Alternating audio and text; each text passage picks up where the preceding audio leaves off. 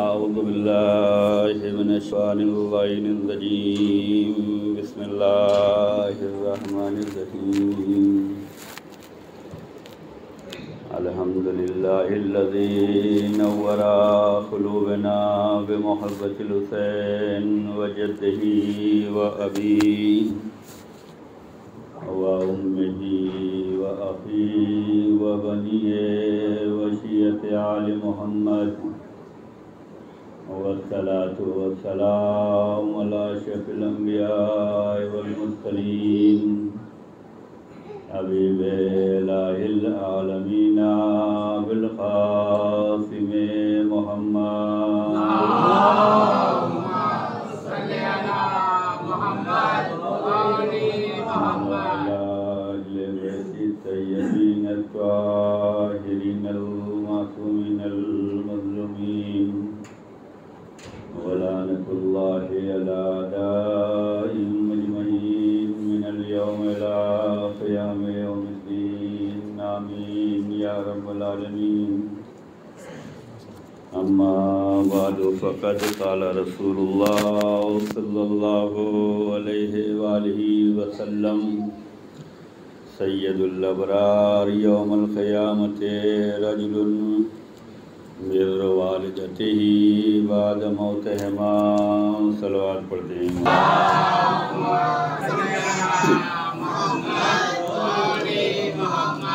آپ حضرات سے گزارش ہے کہ ایک سورہ فاتحہ مرحومہ مقبورہ حسین بانو علی رضا اور گوہر علی نے اختر علی یا تمام مرحومین کے لوگ سال کرتے ہیں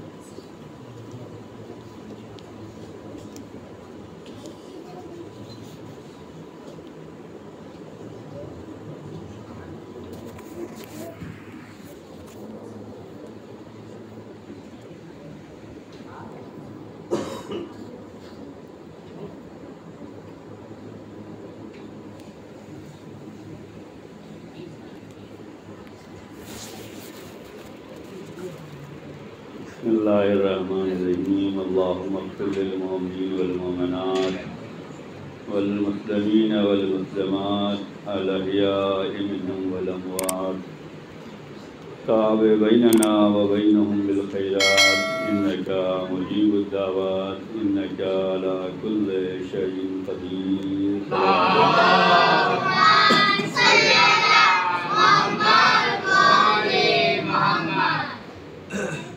یہ مجلس ایصال ثواب ہے اور ایک روایت کی بنا پر آج شب شہادت حضرت امام علی رضا علیہ السلام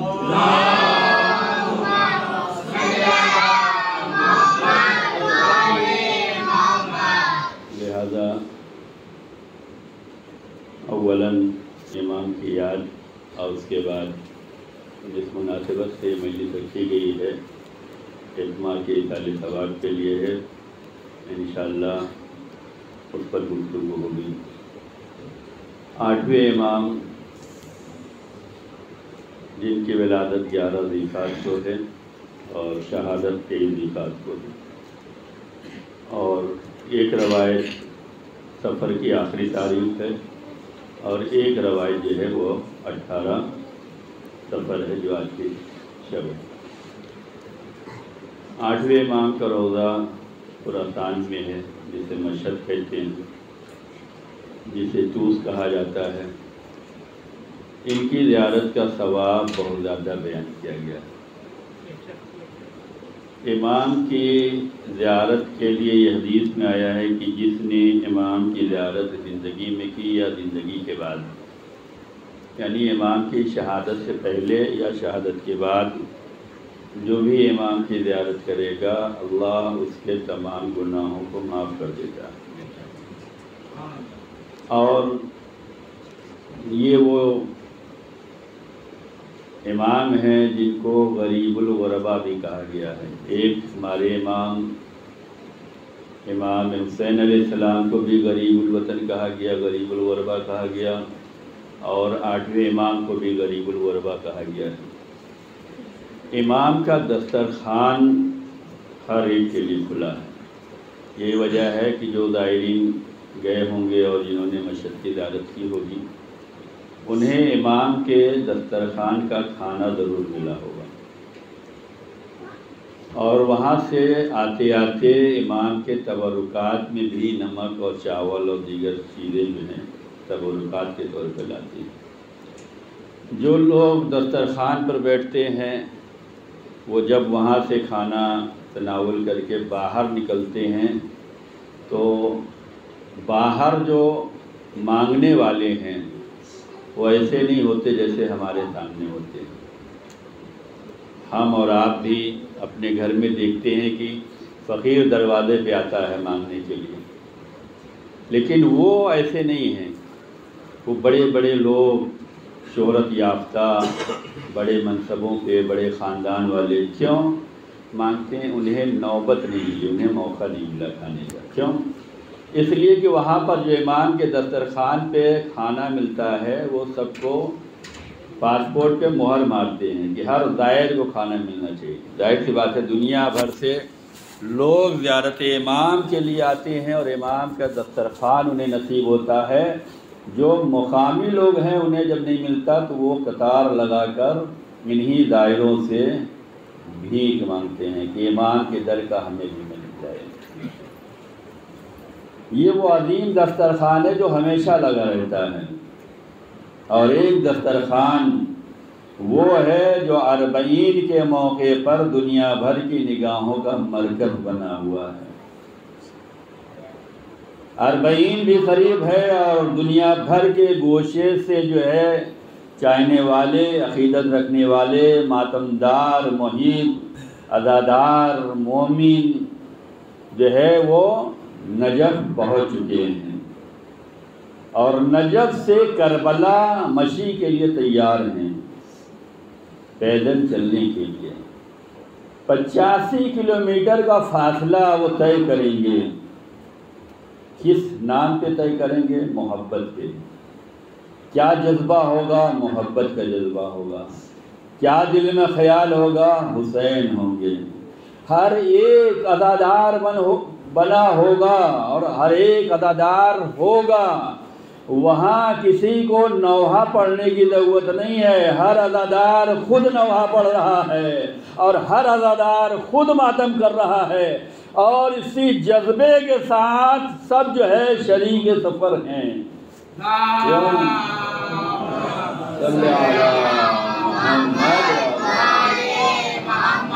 یہ جذبہ ایمانی دیکھ کر جو ہے دل خوش ہوتا ہے، دعائیں نکلتی ہیں، ان کی کامیابی کے لیے دعا نکلتی ہے، ان کے حوصلوں کے لیے دعا نکلتی ہے، ان کی تربیت کے لیے دعا نکلتی ہے کہ دنیا بھر سے آئے ہوئے کوئی الگ زبان جانتا ہے، کوئی الگ ماحول میں رہتا ہے، کوئی جو ہے خیال الگ ہے، کسی کی فکر الگ ہے، لیکن اربعین کی واکنگ یہ بتلا رہی ہے کہ اگر حسین کی راہ پہ چلتے ہو تو چاہے جس نظریے کے ہو ایک ہی نظریہ کافی ہے کہ ہم محبت حسین میں جا رہے ہیں۔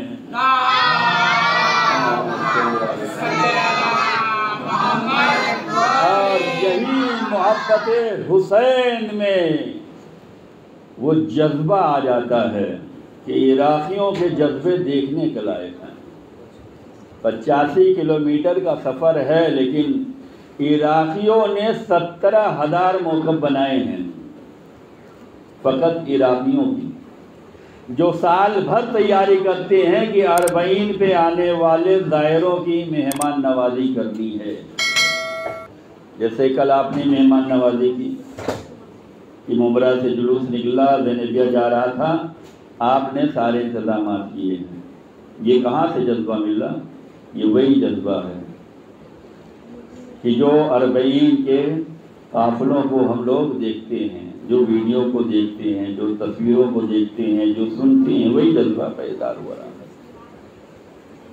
ان عراقیوں کے جذبے کو سمجھنے کی ضرورت ہے کہ ایسے چاہنے والے، ایسے عقیدت مند، ایسے زائرین امام کی خدمت کرنے والے کہ سال بھر تیاری کرتے ہیں، ہمیں اور آپ کو کوئی اگر نظر امام پہ بلا لے تو آنے والا شکریہ ادا کرتا ہے کہ آپ نے ہمیں یاد کیا ہے، آپ نے ہمیں انوائٹ کیا ہے، آپ نے ہمیں بلایا ہے، نظر مولا چکھنے کا موقع ملا ہے، ہم شکریہ ادا کرتے ہیں۔ لیکن سلام ہو ان لوگوں پہ جنہوں نے زائرین کی خدمت کر کے زائروں کا شکریہ ادا کیا ہے کہ آپ ہمارے مہمان ہوئے ہیں۔ اور یہ وجہ ہے کہ آپ دیکھتے ہیں کہ کوئی پیشانی چوم رہا ہے، کوئی کندھا چوم رہا ہے، کوئی ہاتھ چوم رہا ہے، کوئی قدم چوم رہا ہے، جسے جو مل رہا ہے وہ کتنی عزت کے ساتھ، کتنی عقیدت کے ساتھ اپنے یہاں مہمان بنانا چاہتا ہے۔ امام حسین علیہ السلام نے بنی اسد سے یہی تو کہا تھا کہ میرے زائرین آئیں گے تو ان کو میرا مہمان بنانا۔ یہ جذبہ آج یہی دیکھنے میں آتا ہے، اور یہ محبت ہے۔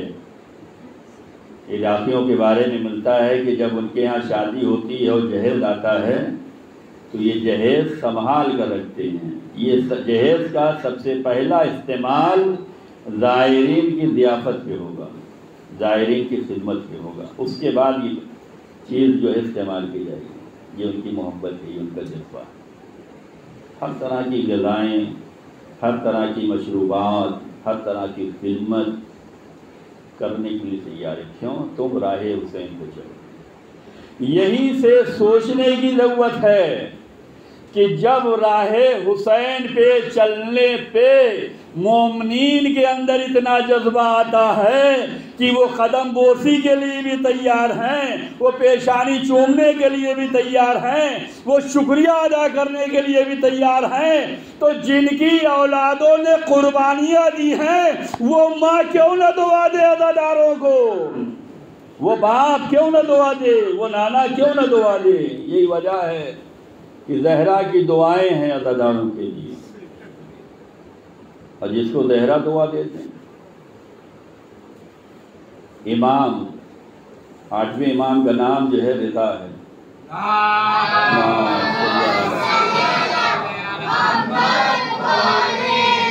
علی نام ہے، لقب رضا ہے، لیکن علی رضا کہا جاتا ہے۔ رضا کا مطلب راضی رہنے والا۔ ہر زمانے میں افواہ رہی، ہر زمانے میں حق سے روکنے کے لیے کوئی نہ کوئی طریقے رہے، حربے رہے، مکاریاں رہی۔ 9 امام ہیں، فرزند امام۔ ان سے آنے کے بعد ایک بندہ امام کی بارگاہ میں آنے کے بعد کہتا ہے، مولا آپ کو معلوم ہے کہ آپ کے بابا کو رضا کیوں کہا جاتا ہے؟ امام نے کہا بتاؤ۔ امام تقی علیہ السلام نے فرمایا بتاؤ۔ تو اس نے کہا لوگ یہ کہتے ہیں چونکہ ولی عہدی کو قبول کیا تھا اس لیے رضا کہا جاتا ہے۔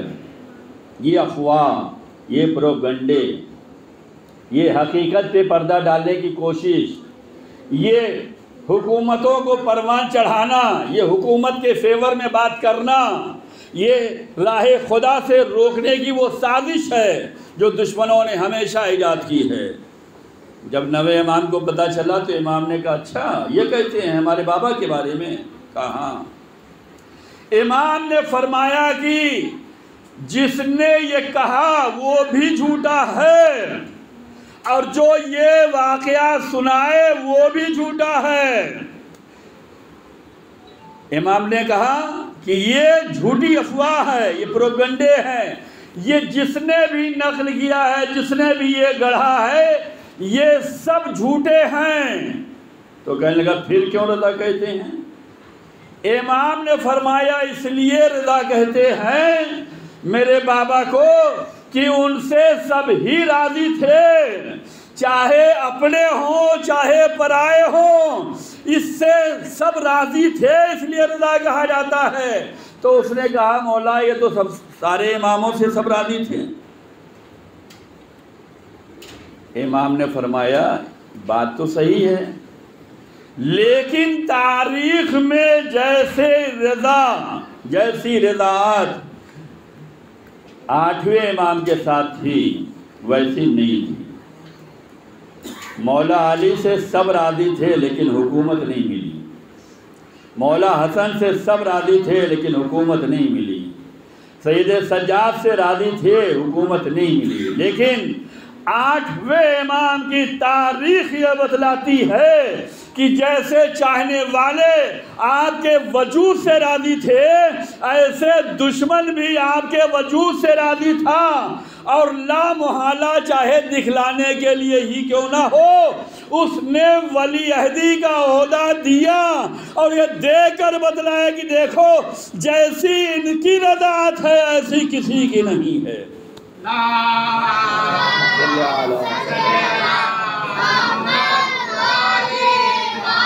تو پروگنڈے ہر زمانے میں رہے، یہ کب دور ہوں گے؟ جب امام سے مسئلہ حل کیا جائے۔ اگر نویں امام سے یہ نہ پوچھا گیا ہوتا تو یہ افواہ ہی رہتی، یہ پروگنڈے رہتے، لیکن حقیقت کس نے بیان کی؟ حقیقت اس نے بیان کی جو ان کے گھر کا ہے، جو ان کی اولاد ہے، جو منصب امامت پر ہے، جو ہادی ہے، جو رہبر ہے، جو جانشین ہے، جو امام وقت ہے، اس نے مسئلہ حل کیا۔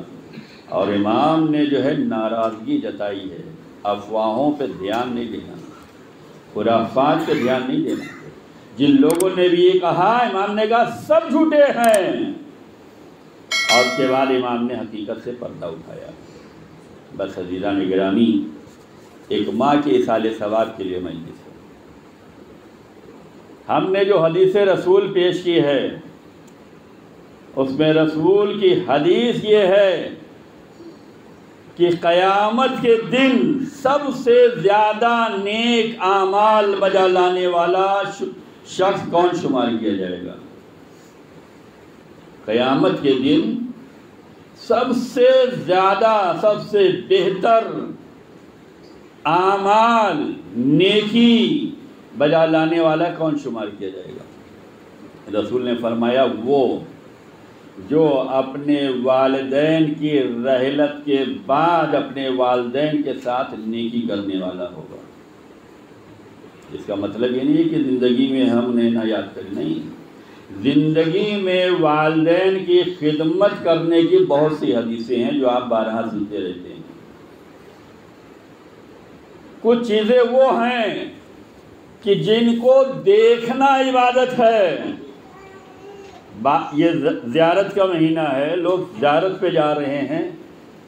جب یہ فلائٹ جو ہے مشہد کا طواف کرتی ہے تو ہر بندہ جو ہے ونڈو سے دیکھتا ہے کہ روضہ امام ہمیں مل جائے۔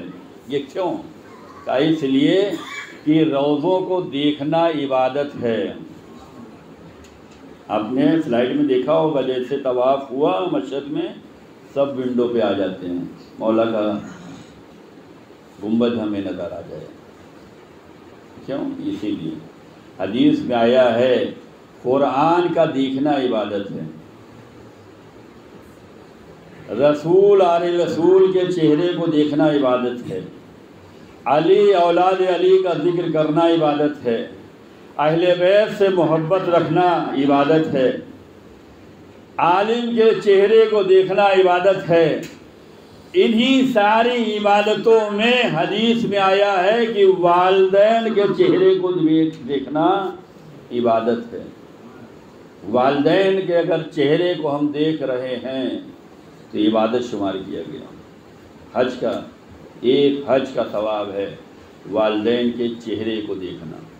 کیسے؟ غصے میں، ناراضگی میں، اکڑ کے ساتھ، نفرت کے ساتھ نہیں، محبت کے ساتھ۔ محبت کے ساتھ اگر ہم اپنے والدین کے چہرے کو دیکھ رہے ہیں تو حدیث میں آیا ہے کہ ایک حج کا ثواب ہے۔ پوچھنے والے نے پوچھا مولا اگر کئی نگاہ ہو جائے تو امام نے فرمایا اپنے والدین کے چہرے کو دیکھتے جاؤ اور حج کا ثواب لیتے جاؤ۔ یہ ثواب دینے والا ہم جیسا کنجوس نہیں ہے کہ ثواب ختم ہو جائے، پیسے ختم ہو جائے، نظر و نیاز ختم ہو جائے۔ یہ دینے والا خدا کی ذات ہے۔ جتنا دیکھتے جاؤ گے اتنا ملتا جائے گا۔ ایک صلوات پر محمد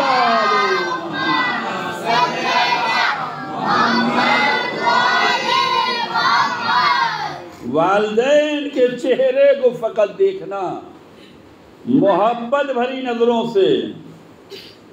آج کے ماحول میں ہوتا کیا ہے، ہم محبت کا اظہار باہر کرتے ہیں، ہم محبت کا اظہار دوستوں میں کرتے ہیں، ہم محبت کا اظہار گھر سے باہر کرتے ہیں، اور جو محبت سے جسے دیکھنا ہے اس کے ساتھ کیا کرتے ہیں، ہر وقت غصے میں چڑھے ہیں۔ کیوں؟ مندی کا دور ہے، کہیں مانگ نہ لیں، کہیں خرچہ نہ کرنا پڑ جائے، ہے یا نہیں ہے؟ لیکن یہ یاد رکھیے، والدین ایک ایسی عظیم نعمت ہے جو آپ کی کیفیتوں کو جانتے ہیں۔ والدین کو آپ کے پیسوں کی ضرورت نہیں ہے، والدین کو آپ کی محبت کی ضرورت ہے۔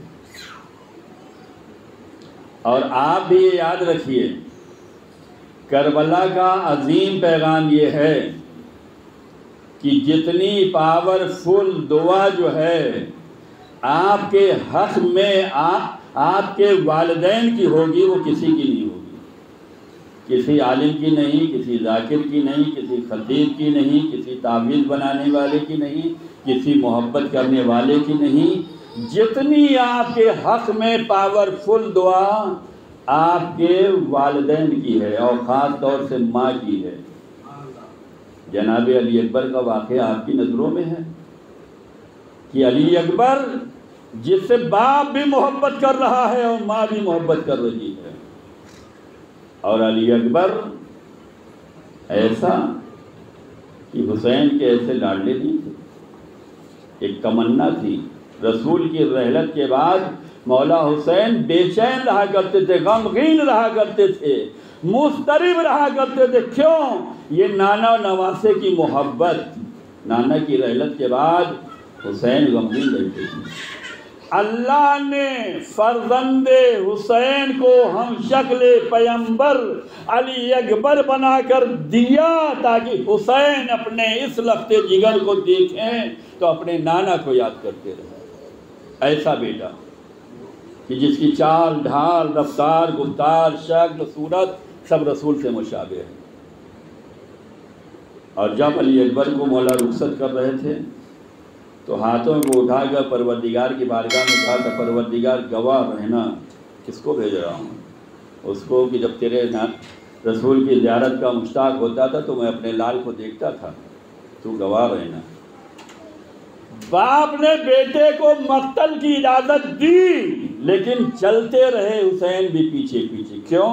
باپ کے دل میں بیٹے کی محبت۔ اور جب بیٹے نے مڑ کر دیکھا اور کہا، بابا جان آپ نے تو رخصت کر دیا، کہا میرے لال کاش تم صاحب اولاد ہوتے تو پتہ چلتا کہ باپ کے دل میں بیٹوں کی محبت کیا ہوتی ہے۔ یہ حسین بتلا رہے ہیں، کربلا یہ بتلا رہے ہیں۔ امام کی ایک تمنا ہوئی کہ کاش میرا لال ایک مرتبہ مقتل سے آئے اور میں اسے جی بھر کر دیکھوں۔ یہ باپ کی بیٹے سے محبت ہے۔ مولا حسین نے جناب لیلا سے کہا، لیلا تم دعا کرو، ماں سے دعا کروائی، اور ماں نے دعا کی۔ علی اکبر پلٹ کر آئے۔ حسین نے کربلا کے میدان میں یہ پیغام دیا، دیکھو جتنی پاورفل دعا تمہارے حق میں تمہاری ماں کی ہے کسی کی نہیں ہے۔ لہذا ہمیں کیا چاہیے؟ آج انسان دعاؤں کے لیے تڑپ رہا ہے یا نہیں تڑپ رہا ہے؟ ذرا بیمار ہوئے دعا کیجیے، ذرا پریشانی میں آئے دعا کیجیے، ذرا سا مشکل آئی دعا کیجیے۔ ہر وقت ہمیں دعا کی ضرورت ہے۔ اور دعا کی بات آئی ہے تو اتنا اور میں کہہ دوں کہ اگر اپنی دعاؤں کو مقبول بنانا چاہتے ہیں، خدا کی بارگاہ میں ہماری دعا قبول ہو، تو ہمیں اپنی دعاؤں میں تمام مومنین کو شامل کرنا ہوگا، اور یہ خدا ہم سے چاہتا ہے، اور اسلام نے اس بات کی تعلیم دی ہے۔ وہ لوگ جو نماز شب پڑھتے ہیں وہ اس بات کو بہتر طریقے سے سمجھیں گے کہ رات میں جب ساری دنیا سو رہی ہوتی ہے اور اللہ والا اللہ کی محبت میں کھڑا ہوتا ہے مصلی پہ اور 40 مومنین کے لیے دعائیں کرتا ہے، یہ پروردگار نے 40 مومنین کے لیے دعا کروا کے بتلائی ہے کہ جب تم دوسروں کے لیے دعا کرو گے تو اللہ خود تمہاری دعا قبول کرے گا۔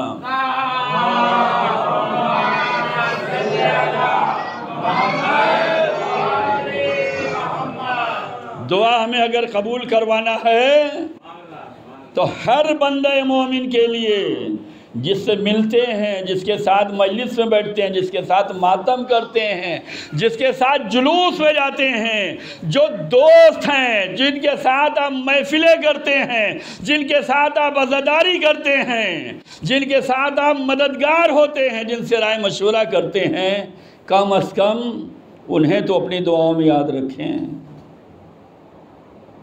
اور اس کے بعد دعا کریں۔ یہ جذبہ بڑھے گا جب ہم ہر بندگان خدا کے لیے دعا کے لیے بارگاہ الہی میں ہاتھ اٹھائیں گے تو جو نفرتیں ہیں دوسروں کے لیے وہ سب ختم ہو جائیں گی۔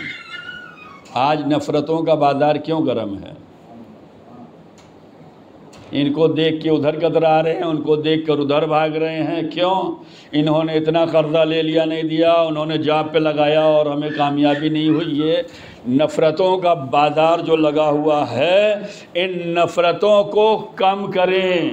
جو بھی پریشانیاں ہیں آپ خدا کی بارگاہ میں ہاتھ اٹھا کر دعا کریں کہ پروردگار یہ بندہ اگر ہمارا قرضہ واپس نہیں کر پا رہا ہے، یہ اگر ہمارا سامنا نہیں کر پا رہا ہے تو پروردگار ایسے اسباب دے دے کہ یہ قرضہ واپس کر دے، اسے ایسا موقع دے دے کہ وہ ہم سے ملاقات کرنے کے لیے آئے، ایسا نہ ہو کہ ہمارا راستہ دیکھ کے وہ راستہ بدل دے۔ جب آپ اس کے لیے دعا کریں گے تو آپ کی دعا اس کے حق میں قبول ہوگی۔ جب آپ دوسروں کے لیے جذبہ رکھیں گے تو اللہ آپ کی دعا کو جلدی قبول کرے گا۔ عزیزان گرامی، ماں کی دعا اثر رکھتی ہے۔ آج اگر ہمارے والدین ہمیں کچھ نہ دے سکیں، ہر انسان دولت کی فکر میں ہے، جائیداد کی فکر میں ہے، نام و نمود کی فکر میں ہے کہ ہمیں والدین سے یہ ملنا چاہیے، پراپرٹی ملنی چاہیے، فلیٹ ملنا چاہیے، کھولی ملنا چاہیے، پیسے ملنے چاہیے، ان کی پینشن ملنی چاہیے، ان کا سارا خزانہ ملنا چاہیے۔ جب تک اس فکر میں لگے رہیں گے آپ کو کچھ نہیں ملے گا۔ جو قیمتی سرمایہ ہے وہ والدین کی دعا ہے، وہ والدین کی رضا ہے۔ حدیث میں آیا ہے کہ والدین اگر تم سے راضی ہیں تو تمہارا خدا بھی تم سے راضی ہوگا، اور اگر تمہارے والدین خدا نخواستہ تم سے ناراض ہو گئے تو تمہارا خدا بھی تم سے ناراض ہو جائے گا۔ یہ حدیث ہمارے دلوں کو منور کرتی ہے کہ جب ہمارے گنہگار والدین ہم سے راضی ہوں تب ہمارا خدا ہم سے راضی ہوتا ہے، تو ہم کیوں نہ حسنین کے والدین کو راضی کر لیں، امام کے والدین کو راضی کر لیں۔ اگر امام کے والدین ہم سے ناراض ہو گئے، ام ابیہا، ام الائمہ، ام الحسنین، ام السبتین، اگر شہزادی فاطمہ زہرا سلام اللہ علیہا ناراض ہو گئے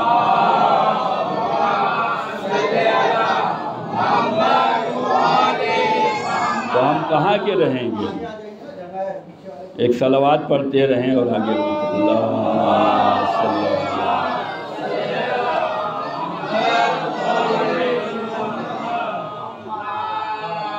اللہ صلی علی محمد وآلہ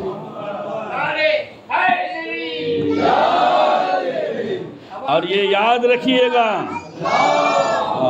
صلی اللہ،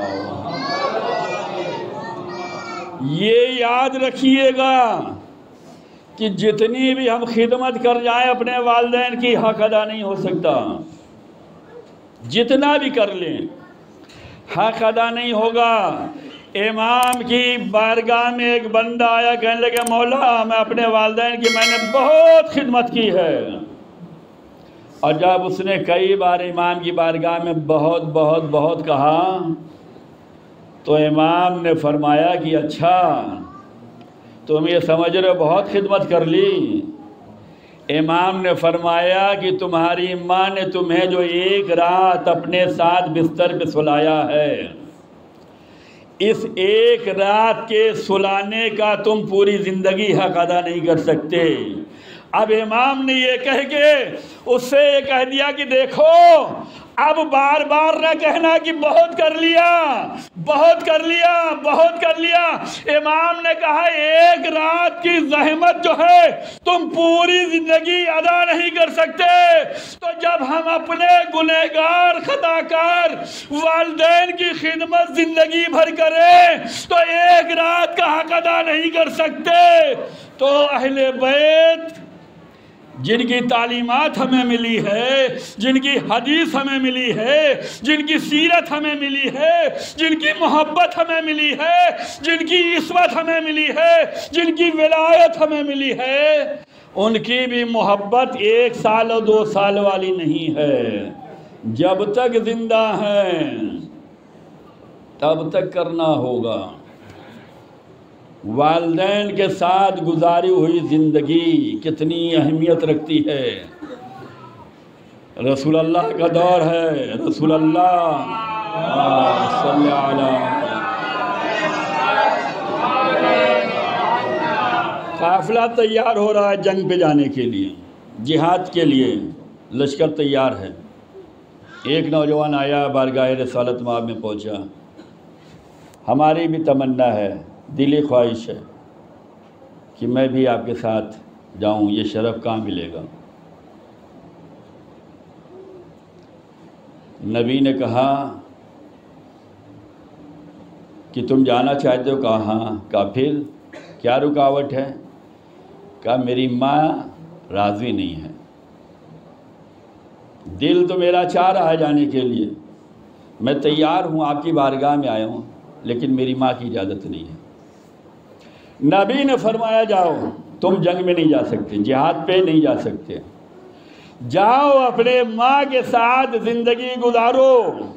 اور اس کے بعد نبی اللہ نے والدین کے ساتھ زندگی گزارنے کا جو ثواب بیان کیا ہے، نبی اللہ نے فرمایا جاؤ، یہ لشکر ہمارا جہاد کے لیے نکل رہا ہے، یہ ہم جنگ کی تیاری کر رہے ہیں، ہم جانے کے لیے تیار ہیں، تمہاری تمنا ہے، محبت ہے، جذبہ ہے، عقیدت ہے، حوصلہ ہے، دلی خواہش ہے، لیکن تمہاری ماں کی رضا نہیں ہے تو تم ہمارے لشکر میں نہیں جا سکتے، جاؤ اپنی ماں کی خدمت میں رہو۔ اور اس کے بعد نبی نے کہا کہ والدین کے ساتھ ایک رات گزارنا، ایک دن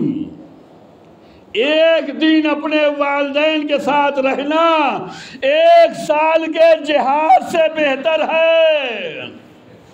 اے کاش یہ ہمارے دل و دماغ میں اتر جائے کہ جو ہم اپنے والدین کی خدمت کر رہے ہیں، جو اس مندی کے دور میں والدین کا خیال رکھ رہے ہیں، یہ کتنا عظیم ثواب ہے۔ 1 رات اور دن کا ثواب رسول کے ساتھ 1 سال جہاد میں شریک ہونے سے بہتر ہے، جبکہ رسول کے ساتھ جہاد کرنے کا ثواب ہی عظیم ہے۔ دیکھیں ہم اس دور میں ہیں کہ نبی ہمارے سامنے نہیں ہیں، امام ہمارے سامنے نہیں۔ جب ہم تاریخ کے واقعات پڑھتے ہیں، خیبر پڑھتے ہیں، خندق پڑھتے ہیں، بدر و احد سنتے ہیں، تو جذبہ بیدار ہوتا نا کہ کاش ہم بھی ہوتے، ہوتا یا نہیں ہوتا؟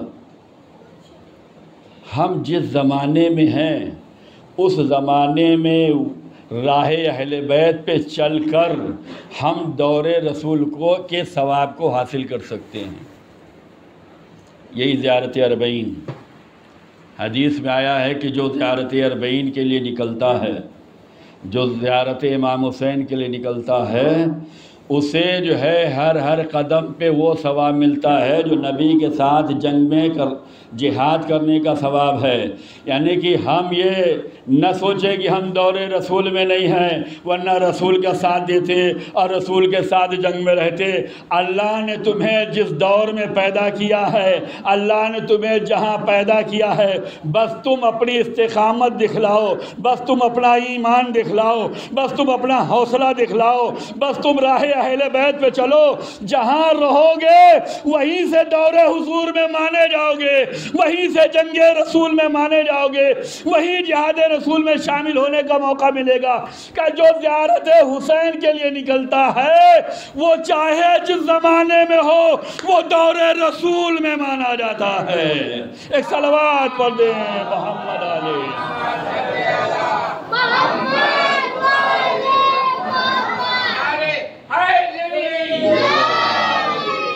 عزیزان گرامی، والدین کی قدر کیجیے، ان کے سامنے اف بھی نہیں کہنا ہے، چہ جائے کہ غصے میں جو آئے وہ کہہ دیں، اف بھی نہیں کہنا ہے۔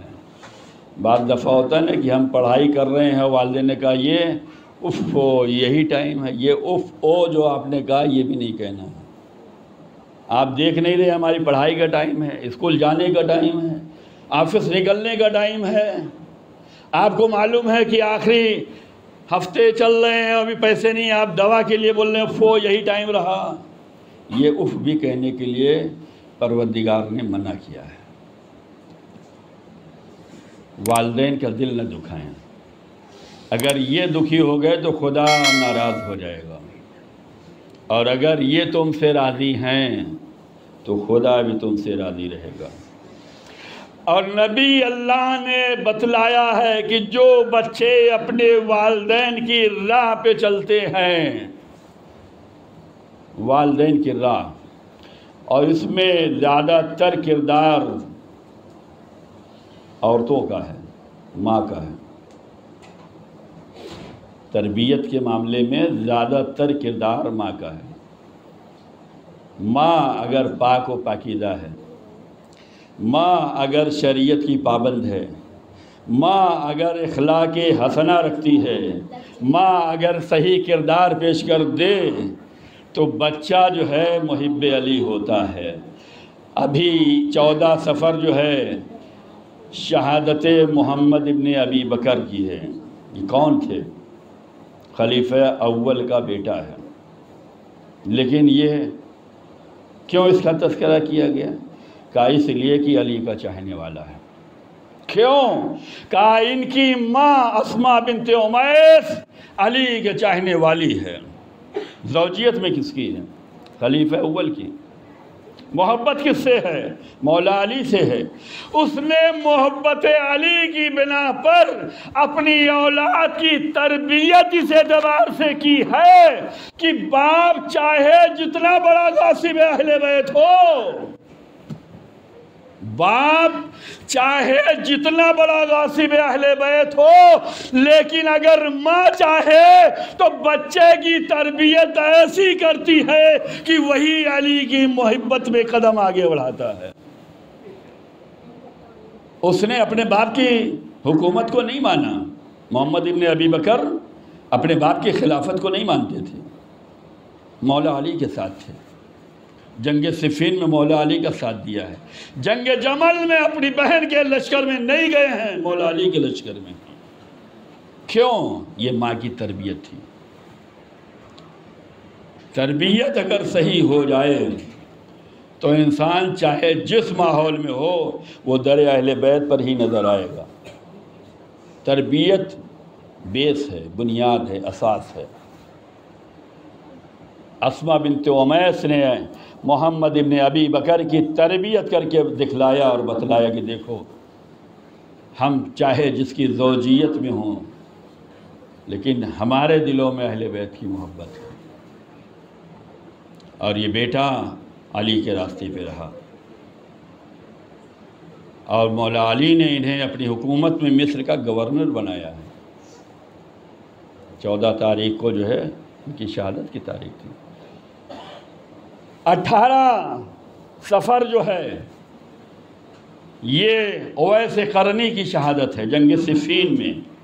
رسول اللہ نے بتلایا کہ دیکھو تم اپنے والدین کا خیال رکھو، اسلام تمہیں سر بلند کرے گا، رسول تمہارے قصیدے پڑھیں گے۔ اویس قرنی جنہوں نے رسول اللہ کو دیکھا نہیں ہے لیکن محبت رسول ہے، صحابی رسول مانے جاتے ہیں، یمن کے رہنے والے ہیں، قرن اس قریے کا نام ہے، اسی مناسبت سے قرنی کہے جاتے ہیں۔ اویس قرنی جن کی نظر دلائی جاتی ہے شب رات میں ہمارے یہاں۔ کون سا حلوہ؟ وہ گیلا حلوہ۔ کیوں؟ انہوں نے اپنے دانت توڑ دیے تھے۔ کیوں؟ پتہ چلا کہ نبی کے دانت جو ہے فلاں جنگ میں جو ہے شہید ہو گیا، تو انہوں نے اپنے دانت توڑ دیے محبت نبی میں۔ نبی کو دیکھا نہیں۔ ان کے واقعات میں ملتا ہے کہ اپنی ماں کی خدمت کر رہے تھے، تمنا ہوئی کہ زیارت رسول کے لیے جائیں، ماں سے فرمائش کی، ماں نے قبول کیا اور کہا کہ بیٹا جاؤ، لیکن اتنی اجازت ہے کہ جانا ہے اور آنا ہے، وہاں قیام نہیں کرنا ہے، رکنا نہیں ہے۔ کیوں؟ اس لیے کہ تم ہی ہو جو ہماری خدمت کرتے ہو اور کوئی نہیں ہے۔ اتنی فرصت بھی اس کے لیے غنیمت تھی، اس بچے کے لیے اتنی اجازت بھی غنیمت تھی کہ جاؤ اور آؤ، رکنا نہیں ہے۔ سوار ہوئے، قرن سے نکلے، مدینے پہنچے، پوچھا لوگوں سے کہ رسول کہاں ملیں گے؟ لوگوں نے بتلایا رسول اللہ ابھی سفر پہ گئے ہوئے ہیں۔ انہوں نے اپنی سواری موڑی، اپنے وطن آ گئے۔ وہاں جو لوگ تھے حوالی موالی، وہ آپس میں یہ کہنے لگے دیکھو آیا تو بڑا دور سے ہے، یہ اس کا جذبہ زیارت کا تھا، نبی سے ملنے کا تھا، نبی سے جو ہے ہم کلام ہوتا، نبی کے چہروں کو دیکھتا، نبی کے ہاتھوں کا بوسہ لیتا، لیکن اس کی بدنصیبی یہ تھی کہ یہ رکا نہیں، فوراً چلا گیا۔ رکتا، نبی کی زیارت کرتا، تب جاتا، لیکن یہ رکا نہیں۔ کیوں؟ نبی ہے نہیں، سفر پہ ہیں، اس نے اپنی سواری موڑی۔ کیوں موڑی؟ ماں سے وعدہ کیا ہے رکیں گے نہیں، جائیں گے اور آئیں گے، سواری موڑ دی، چل دیا۔ اب جب رسول مدینے میں آئے اور جیسے ہی رسول آئے، لوگوں نے کہا یا رسول اللہ ایک نوجوان قرن سے آیا تھا، آپ سے ملاقات چاہتا تھا، آپ کی زیارت کا جذبہ لے کر آیا تھا، لیکن بدنصیبی ایسی چھائی تھی کہ اس نے جو ہے قیام نہیں کیا اور اس نے انتظار نہیں کیا اور وہ رکا نہیں اور زیارت کیے بغیر چلا گیا۔ جب نبی اللہ نے مجمع کی یہ باتیں سنی تو نبی نے اس اویس قرنی جوان کی جو ہے فضیلت میں یہ کہا کہ تمہیں معلوم ہے وہ جس راہ سے آیا ہے اس راہ سے ہمیں جنت کی خوشبو آ رہی ہے، اس راہ سے ہمیں جنت کی خوشبو آ رہی ہے۔ رسول نے سب کی زبانوں پہ تالے لگا دیے، کہا دیکھو اس جوان کے بارے میں بولنا نہیں، وہ جس راہ سے گزر جائے وہی جنت کا راستہ ہوتا ہے۔ رسول نے بتلایا کہ وہ اگر محبت رسول میں آیا ہی کیوں نہ ہو، اگر اپنے والدین کی اطاعت کرتا ہے تو زیارت نہ بھی ملے لیکن جنتی ہے۔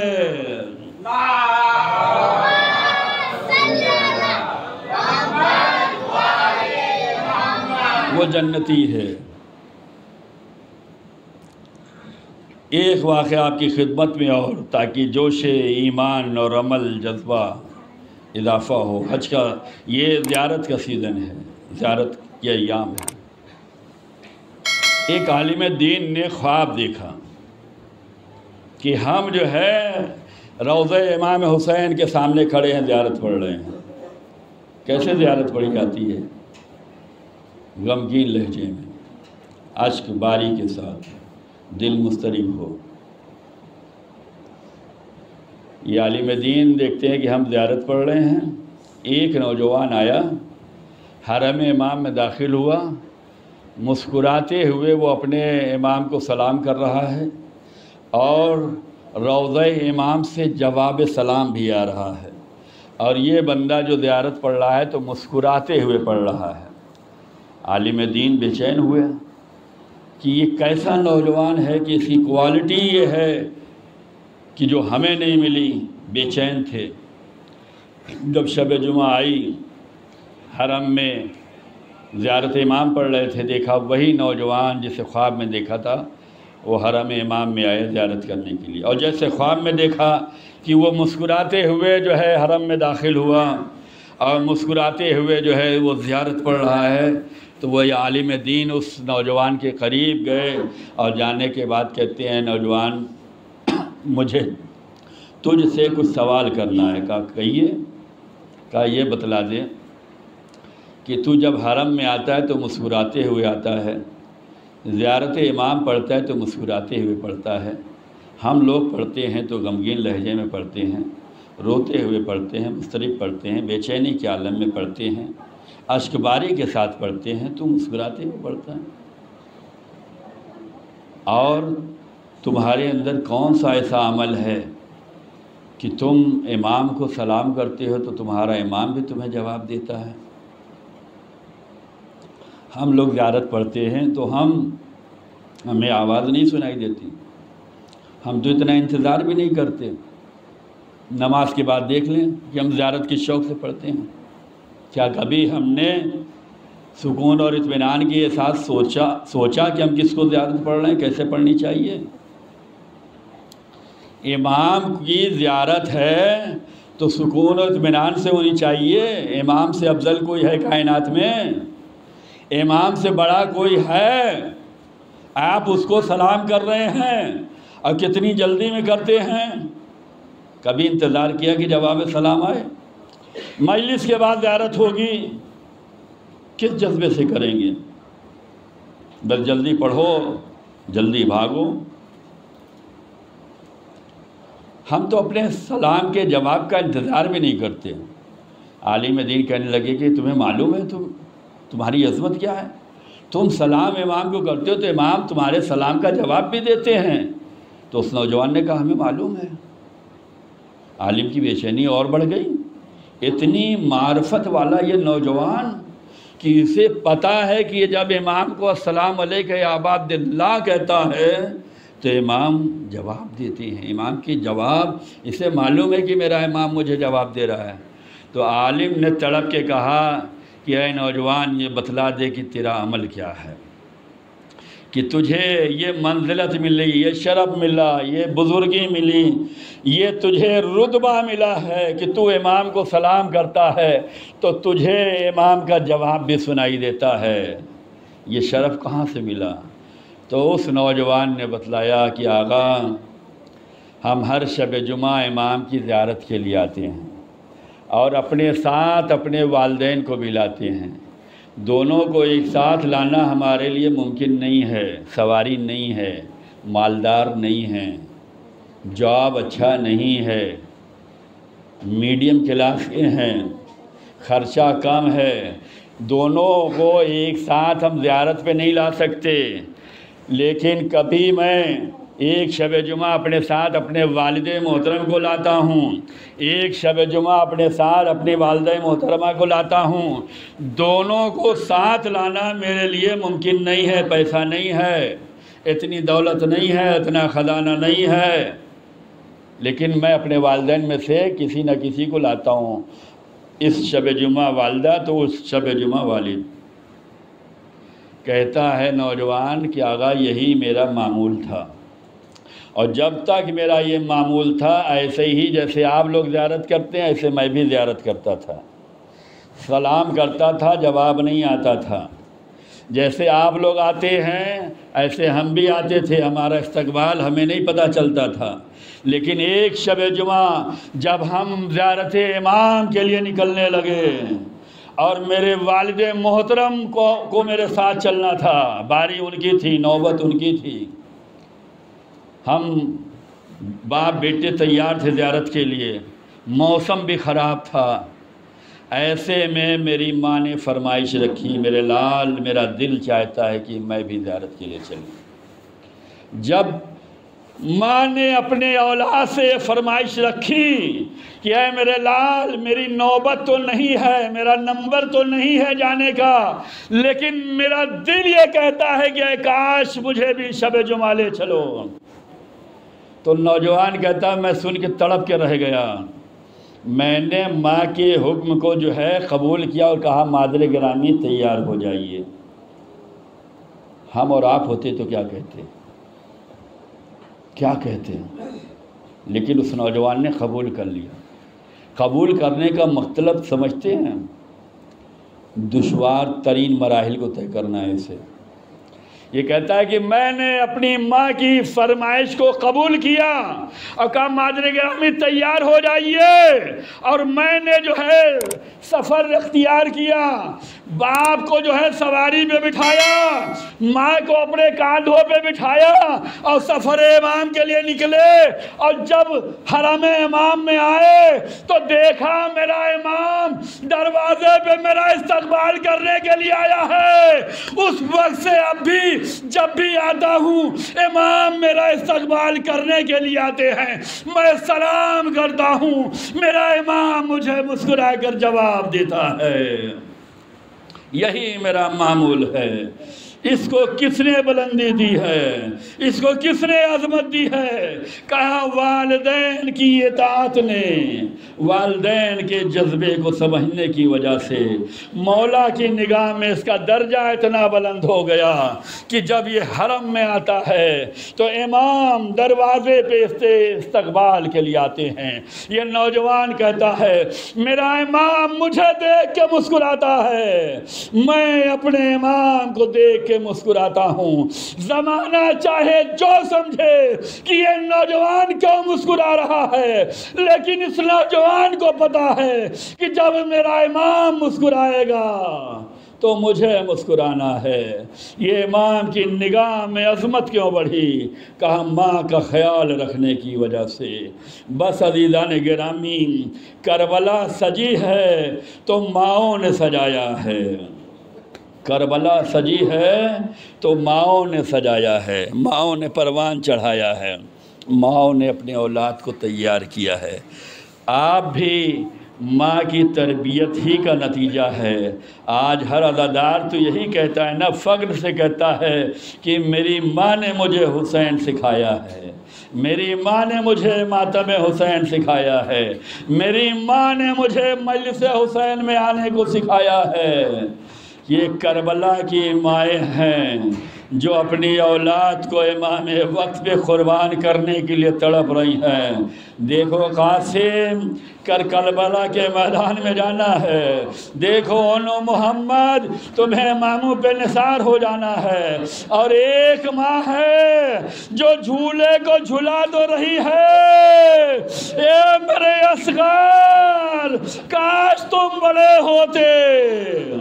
یہ کربلا کی مائیں ہیں جو امام وقت کی نصرت کیسے کی جاتی ہے، امام وقت کی اطاعت کیسے کی جاتی ہے، امام وقت پہ قربان کیسے ہوا جاتا ہے، یہ کربلا کی ماؤں نے سکھایا ہے۔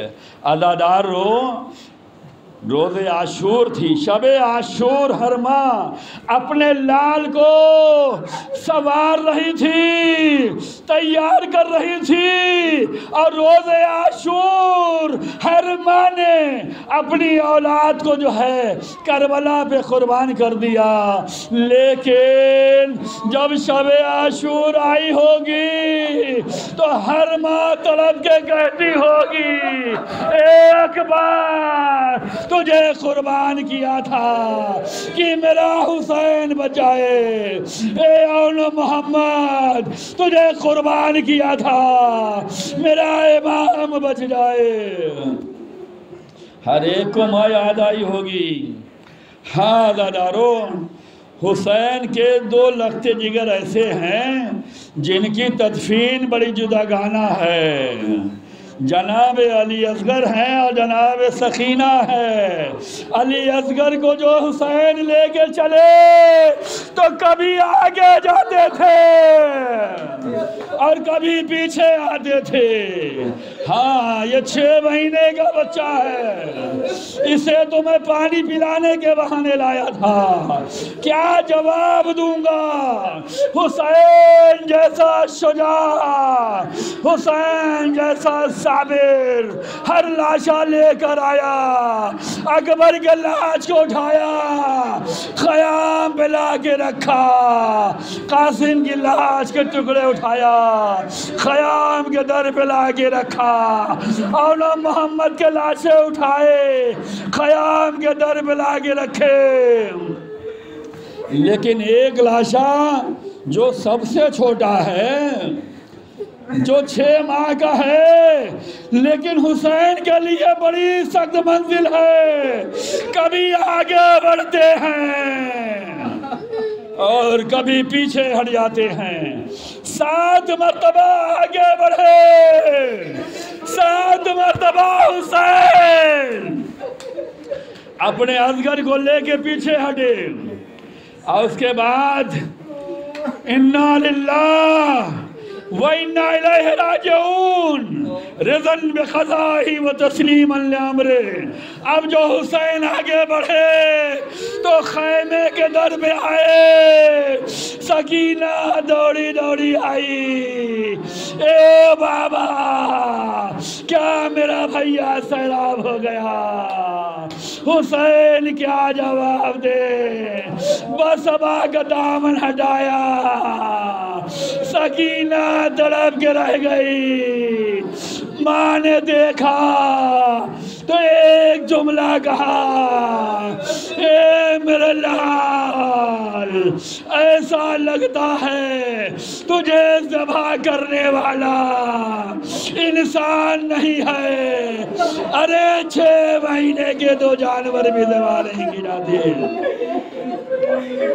حسین ذوالفقار سے قبر علی اصغر تیار کر رہے ہیں، قبر علی اصغر تیار ہو رہی ہے، ذوالفقار رو رہی ہے، اے میرے مولا مجھے نہیں معلوم تھا کہ مجھ سے یہ کام بھی لیا جائے گا۔ ایک قبر علی اصغر ہے، ایک دفن علی اصغر کربلا کے میدان میں، بڑا سخت امتحان ہے، اور ایک شام کے زندان میں حسین کی یتیمہ ہے جس کو سکینہ کہا جاتا ہے۔ ارے جب اسے غسل دیا گیا تو غسالہ طلب کے آئی، اے سید سجاد یہ بتلاؤ کہ اس معصومہ کو کوئی بیماری تھی؟ کہا ایسا کیوں کہتی ہو؟ کہا جب میں غسل دے رہی تھی تو لباس جو ہے زخموں سے چپکے ہوئے تھے۔ سجاد نے رو کے کہا، اے غسالہ یہ بیماری نہیں تھی، یہ امت کے دیے ہوئے اجر رسالت تھے۔ وہ کربلا سے شام، شام سے کوفہ، سکینہ کو جو تازیانے پڑے وہی زخم تھا۔ ایک لاشا حسین کے ہاتھوں پہ، ایک لاشا سجاد کے ہاتھوں پہ، حسین کے ہاتھوں پہ لاشا اتنا وزنی کہ حسین چلتے ہیں پیچھے ہٹ جاتے ہیں۔ سجاد کے ہاتھوں میں لاشا اس عالم میں ہے، ہاتھوں میں ہتھکڑیاں، پیروں میں بیڑیاں۔ اے حسین آپ نے لاشیں اٹھائے، ہاتھ کھلے ہوتے تھے، سجاد نے لاش سکینہ اٹھایا، ہاتھ بندھے ہوئے۔ واہ سجادہ، واہ حسینہ، الا لعنت اللہ علی القوم الکافرین، وسيعلم الذين ظلموا أي منقلب ينقلبون۔ پروردگار ہمارے اس مختصر سے اعمال کو قبول فرما۔ परवरदिगार जिन मरहूमीन के लिए मजलिस हुई है, इस मजलिस का सवाब उन तमाम मरहूमीन को मरहमत फरमा, इनकी मग़फ़िरत फरमा, इनको जवार आइम मासूमीन में जगह इनायत फरमा, शफ़ात रसूल और आले रसूल नसीब फरमा। परवरदिगार हम सब के गुनाहों को माफ़ फरमा, दर राह हुसैन पे हम सबको साबित कदमी इनायत फरमा, अज़ादारी के लिए मुत्तहिद होने की तौफ़ीक इनायत फरमा, बढ़ चढ़ कर खिदमत दीन करने की तौफ़ीक इनायत फरमा, ज़हूर इमाम में ताजील फरमा, हम सब को इमाम के खादिम व नासरों में शुमार फरमा।